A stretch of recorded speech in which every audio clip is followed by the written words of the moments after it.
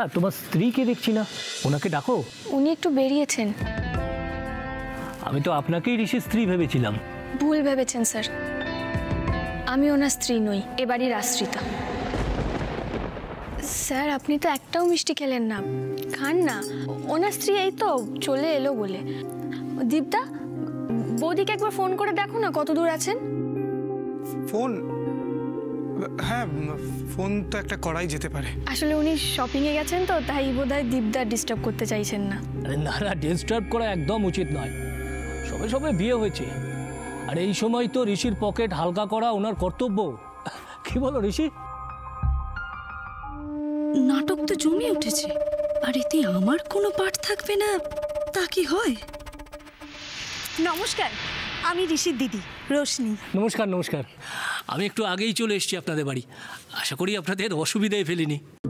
হে ভগবান, রোশনিদি আবার সত্যিটা না বলে দেয়। না না, সে কি, শুধু শুধু অসুবিধায় কেন ফেলবেন? তুমি নিশ্চয়ই ওনার খুব আদর আপ্যায়ন করেছো। ভাইয়া তো খুব খুশি হয়েছে, তাই না? আমি বৌদিকে একটা ফোন করে আসছি। স্যার আপনারা কথা বলুন, হ্যাঁ আমি আসছি।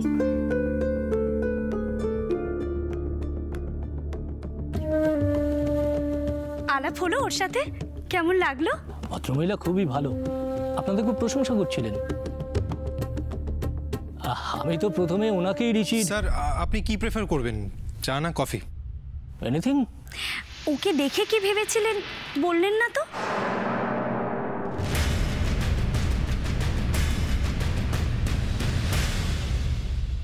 এত বড় সাহস ওদের!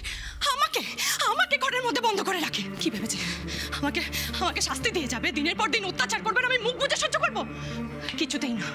কি ভেবেছে কি আমার ফোনে ব্যালেন্স নেই বলে আমি আমি কাউকে কিচ্ছু জানাতে পারবো না?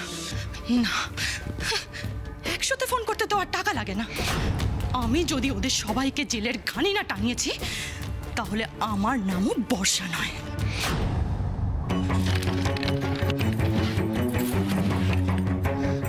ফোনটা কোথায় রাখলাম? ভুল করে সুটকেসে রাখিনি তো?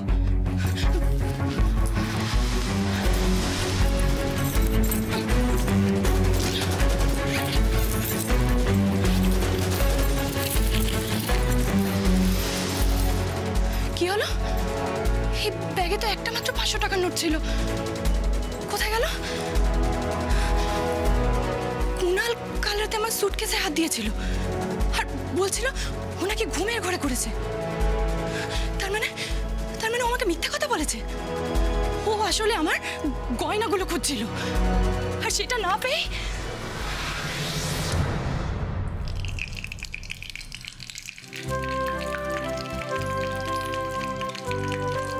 তুমি সরো, আমারে দাও।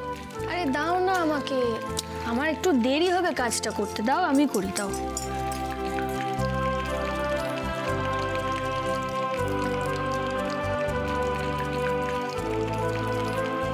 বাই দ্য ওয়ে, আমি কিন্তু আর 45 মিনিটের বেশি থাকতে পারবো না। সে কি স্যার, আপনি এত তাড়াতাড়ি চলে যাবেন? বাড়ির সবার সঙ্গে তো ঠিকমতো আপনার আলাপও হলো না। কি আর করি বলুন, এর থেকে বেশি দেরি করলে তো আবার। বাই দ্য ওয়ে ঋষি, তুমি একটা কাজ করো, তোমার স্ত্রীকে একটা ফোন করো, আর যদি তাড়াতাড়ি চলে আসতে পারেন তাহলে ওনার শপিংও শেষ হবে না, আর আমার সঙ্গে ওনার দেখাও হবে না। স্যার আসলে আপনি তো সন্ধেবেলায় আসবেন বলেছিলেন। ঠিক আছে, আমি ফোন করে দেখছি স্যার। ওকে।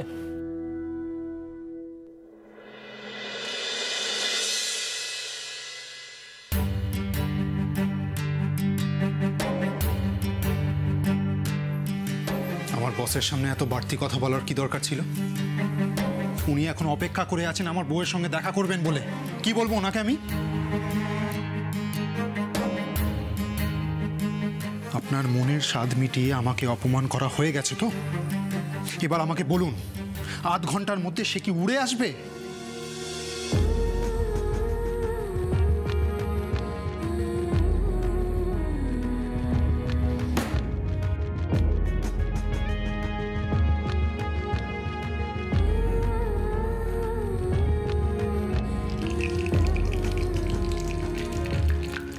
বাহ, খুব সুন্দর।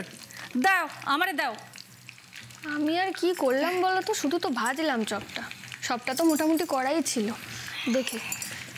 স্যার আমি ভাই, এক মিনিট। হ্যাঁ স্যার, আপনার সঙ্গে একটা জরুরি কথা ছিল। হ্যাঁ, বলো। ওই দত্ত অ্যান্ড সান্সের কন্ট্রাক্ট পেপারটা আমি আপনাকে পাঠিয়েছিলাম। তুই বকুলের প্রসঙ্গটা এড়িয়ে যেতে চাইছিস তো? কোনো ব্যাপার না, আমি আছি কি করতে। ভাইয়া তুই কি রে, উনি এখানে বেড়াতে এসেছে না, তুই এখানেও কাজের কথা বলছিস? জানেন তো স্যার, আমার ছেলে আমার ভাইয়ের বউ মানে বকুলের খুব বড় ভক্ত। কি ঠিক বলেছি না বকুল? স্যার, চপ চলে এসছে, একদম গরম, প্লিজ খান না। I am sure you like it sir. Sure.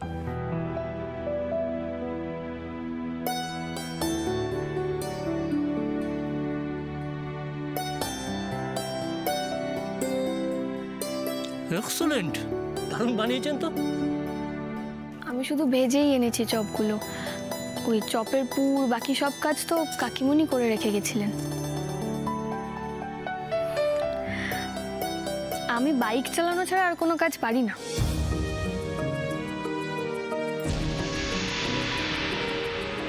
আপনি বাইকও চালাতে পারেন? না মানে আপনাকে যত দেখছি আমি তত অবাক হচ্ছি। শুনুন, আপনিও বসুন না আমাদের সঙ্গে, আপনাকে খুব ইন্টারেস্টিং লেগেছে, মানে আপনার সম্পর্কে খুব জানতে ইচ্ছা করছে। আপনার ব্যবহারে যে আন্তরিকতার ছোঁয়া আছে সেটা তো আজকালকার দিনে সহজে পাওয়া যায় না। হ্যাঁ হ্যাঁ, বসো না বসো। তুমি ওনাকে নিজের সম্বন্ধে কিছু বলো, এত করে জানতে চাইছেন উনি।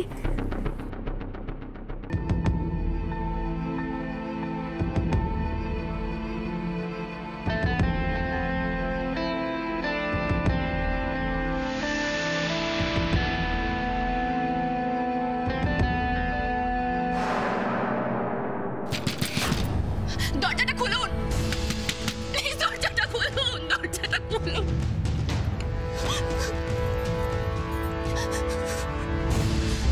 আমি বুঝে গেছি, এদের সাথে গায়ের জোরে কিচ্ছু করা যাবে না, এদের বুদ্ধি দিয়ে খেলতে হবে।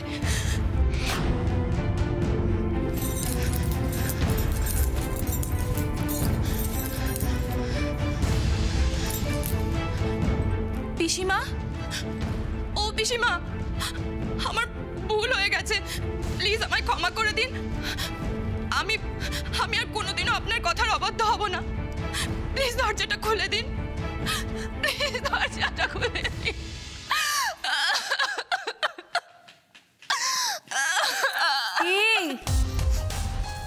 শিক্ষে হলো তো, খুব ডানা মেলেছিলে তাই না? এবার বুঝতে পেরেছো কত ধনে কত চাল? হ্যাঁ, এবার সেটা আমি আপনাকে বোঝাবো। আপনার সঙ্গে কথা বলে মজা আছে, আপনি একজন ইন্টারেস্টিং মানুষ, কিন্তু আপনার নামটা? ছোট বৌদিমণি, আর কিছু কি লাগবো?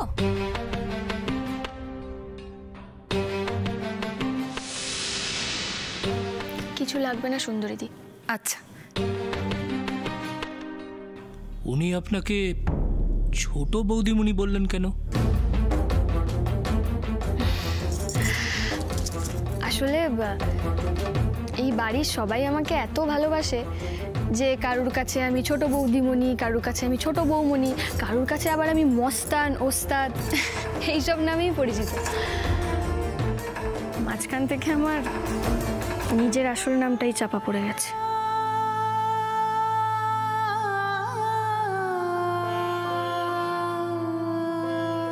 কেন নিজেই নিজেকে কষ্ট দিচ্ছ বৌদি? আপনাকে উস্তাদ, মস্তান এসব বলে ডাকে? Very interesting. আমার ছেলেই তো ওকে ওস্তাদ বলে ডাকে। কি বলো? আসলে স্যার আমাদের তো মফস্বলে বাড়ি, বুঝলেন তো, তো আমি ওই 10 ক্লাস 12 অবধি পড়েছি। আর আমাদের বাড়িতে মানে বাড়ির বাইরের কাজ করার মতো একমাত্র আমিই ছিলাম।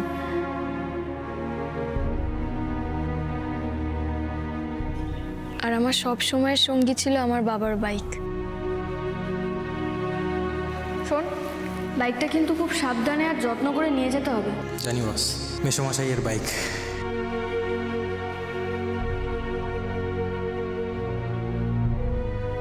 ওখানে মানে আমার হাব ভাব দেখে আর কি সবাই আমাকে ওস্তাদ মস্তান এইসব বলেই ডাকতো। তখন অবশ্য আমার বিয়ে হয়নি। দেখুন, আপনাকে একটা কথা জিজ্ঞাসা করছি, কিছু মনে করবেন না। মানে আপনি একটা বাচ্চা মেয়ে, আপনাকে কেন বাইরের কাজকর্ম করতে হবে? আপনার বাবা দাদা কেউ ছিল না, কোনো দাদা ভাই কেউ নেই। আমরা দুই বোন, আমি আর আমার দিদি। আমি যখন ক্লাস 12-এ পড়ি তখন হঠাৎ করে আমার বাবা মারা যান।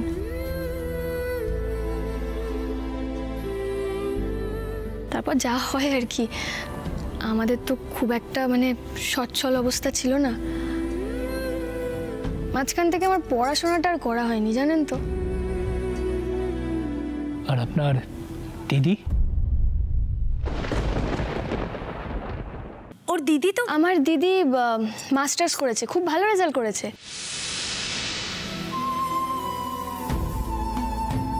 দেখতেও খুব সুন্দর। আমার দিদির সঙ্গে আবার আমার একদম তুলনা চলে না। কোনো মানুষের সঙ্গে কি অন্য কোনো মানুষের তুলনা চলে?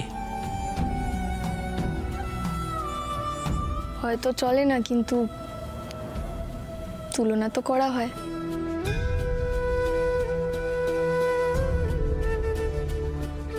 আমার সঙ্গেও আমার দিদির খুব তুলনা করা হতো, জানেন তো। মানে আমাদের ওই পাড়ার সকলে বলতো, আরে দিদিকে দেখে শেখ, মানে এরকম ছেলেদের মতো হাবভাব নিয়ে ঘুরলে তো তোর কোনোদিনও বিয়েই হবে না। আমি কোনো কেয়ার করতাম না, জানেন তো স্যার।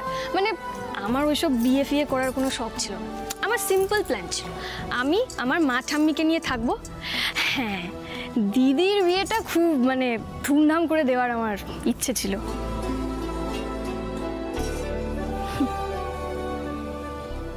আমার ভাগ্যের এমন পরিহাস দেখুন, কোথা থেকে যে সব উল্টে পাল্টে গেল। আমার ওপর যত রাগ ছিল সবটা আজকেই বের করতে হলো। জানি না বকুল, আর কি কি বলবেন আপনি আমার বসকে? চুপ করে গেলেন কেন, বলুন না। আর কি, হঠাৎ করে একদিন আমার বিয়ে হয়ে গেল। আসলে যার সঙ্গে আমার বিয়ে হয়েছিল তিনি আমাকে পছন্দ করেন না, অন্য কাউকে পছন্দ। তারপর যা হয় আর কি। বৌদি,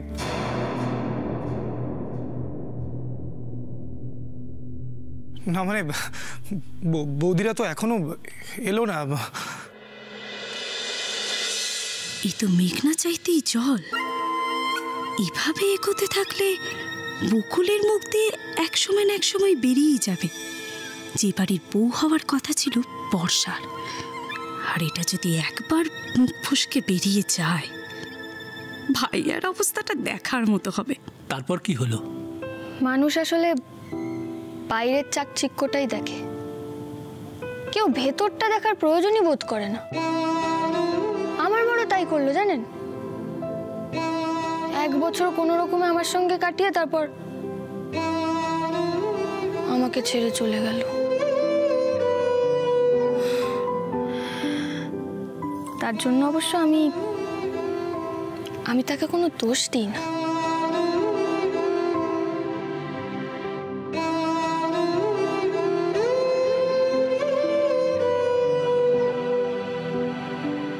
পৃথিবীটা বড্ড জটিল, জানেন।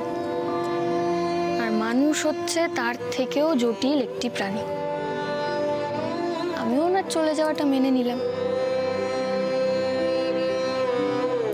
কিন্তু এখন এখানে এদের আশ্রয় এসে আমি কিন্তু খুব ভালো আছি, নতুন করে বাঁচার আশা দেখতে পাচ্ছি।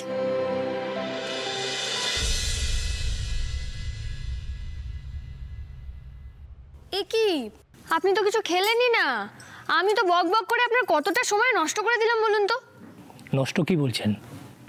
আপনার কথা শুনে তো ইন্সপায়ার্ড হওয়া যায়।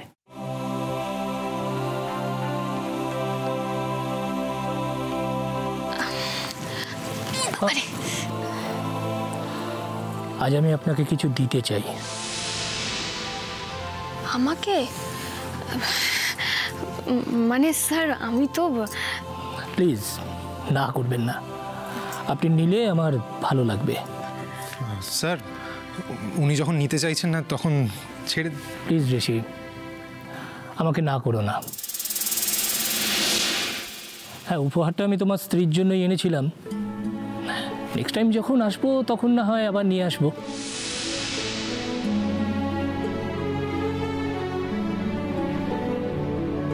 এই সামান্য উপহারটা আমি এনেছি, এটা নিন।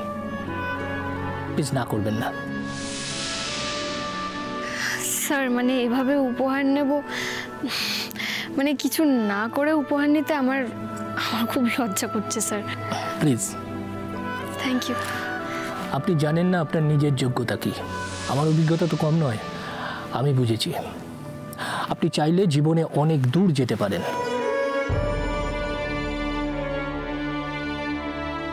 এটা আমার কার্ড, যদি কখনো প্রয়োজন মনে করেন নির্দ্বিধায় ফোন করবেন, আমার ভালো লাগবে। আসি ঋষি, তোমার বাবা মা স্ত্রীর সঙ্গে তো দেখা হলো না, নেক্সট টাইম। নমস্কার। নমস্কার। আসুন স্যার, আসুন।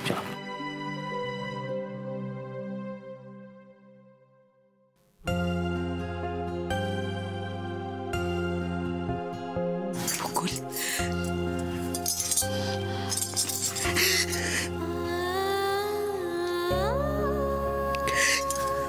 কি দিয়ে তৈরি তুমি? কেন দিলে না বকুল? কেন নিজের পরিচয়টা দিলে না? ভাই, দিদি ভাই আমি জানি আমার সত্যিটা মানুষকে বড্ড কষ্ট দেয় জানো। বেশি বেশি না ত্যাগ স্বীকার করছো। আজ বাড়িতে আসুক সবাই, তারপর বুঝবে এর ফল কি হয়।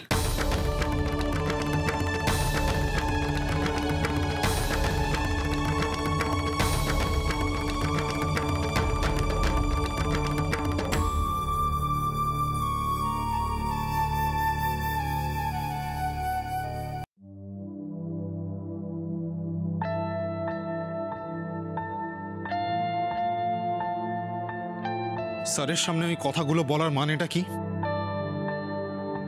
আমি কি একবারও বলেছিলাম যে আপনার সঙ্গে আমি স্যারের আলাপ করাতে চাই না? না বলেননি, কোনো খারাপ উদ্দেশ্য নিয়ে আমি কথাগুলো বলিনি।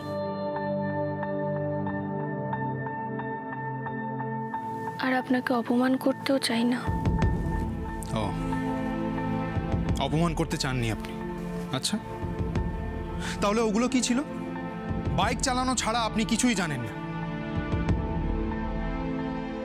এগুলোর অর্থ কি?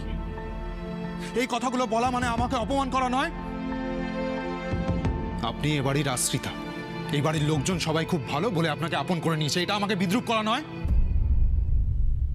আসলে আপনি এটাই বোঝাতে চেয়েছিলেন যে এই বাড়িতে আপনি খুব খারাপ আছেন, কেউ আপনার কেয়ার করে না, এটা ইনডাইরেক্টলি বোঝাতে চেয়েছিলেন। আর আমি হলাম আপনার চোখে এই পৃথিবীর সব থেকে নিষ্ঠুর, সব থেকে খারাপ মানুষ। মিথ্যেই এত রাগ করছেন আমার উপর। দেখুন আমি জানি রূপে, গুণে, শিক্ষায় সব দিক দিয়েই আমি আপনার পাশে বেমানান। আপনি আমাকে অপছন্দ করেন, নিজের স্ত্রী হিসেবে পরিচয় দিতে অস্বস্তি বোধ করেন আপনি। আজকে যদি আপনার বসের সামনে আপনি আমার এই পরিচয় দিতেন তাহলে তো আবার ঘুরে ফিরে সেই এই কথাগুলোই উঠতো।